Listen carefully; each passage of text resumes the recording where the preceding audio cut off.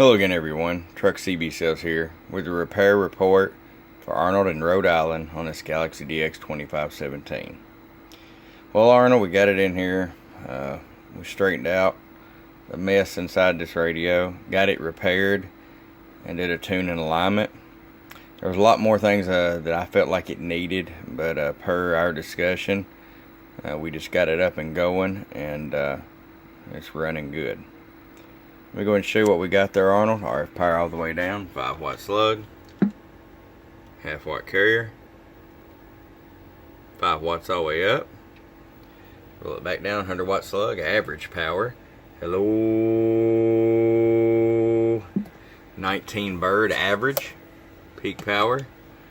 Low, 42 peak. Not too bad for the old school 2312s.